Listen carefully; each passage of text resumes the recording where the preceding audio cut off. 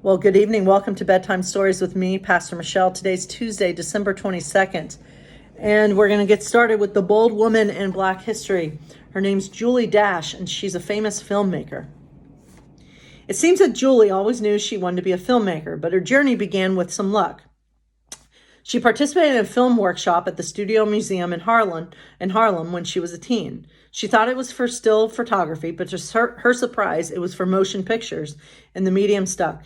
She went on to study film in college, did a 2-year fellowship at the American Film Institute, then got her Master of Fine Arts degree at the University of California. During her time at UCLA, she joined a new generation of Black students in the directing program. All of them were fueled by a love of cinema and a drive to make new, inclusive work. They were known as the filmmakers of the LA Rebellion. They all collaborated and helped each other out, and Julie was the best at doing hair and makeup.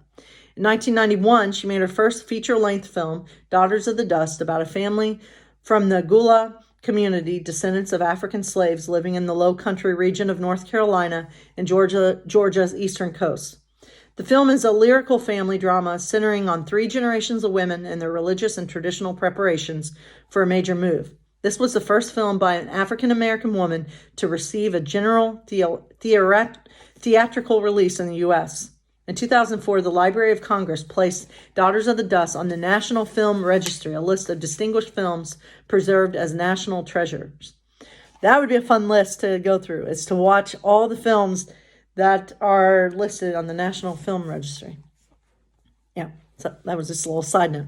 Julie's passion for film is truly remarkable. She participated in many distinguished programs, has been nominated for countless awards and honors, and is an alumna of the best film programs in the country. In an industry dominated by men, she was often the first wherever she went, but she definitely would not be the last. All right, good for her. So our Disney story tonight comes to you from Frozen. So it's called A New Reindeer Friend. Spring had finally sprung in Arendelle.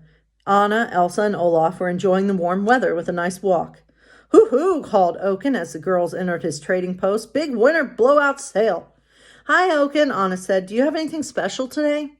Oaken nodded. These shoes for walking on snow are special. And that sled for sliding down mountains, half off." Anna grinned. How could she say no? Outside, Elsa looked at Anna. "I'm not sure any of that was special." Anna shrugged. "I'm sure I'll find some use for it." Olaf was looking over the supplies when a bumblebee buzzed past him.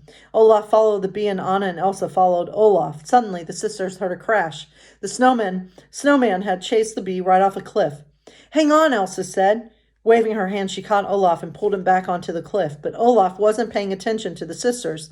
He was looking at a young reindeer stranded on the ledge below him.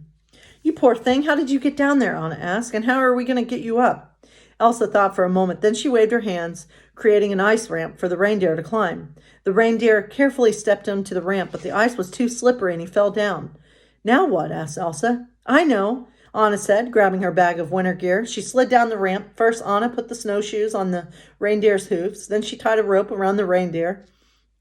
"See, I told you I'd find a use for this stuff," she called up to Elsa.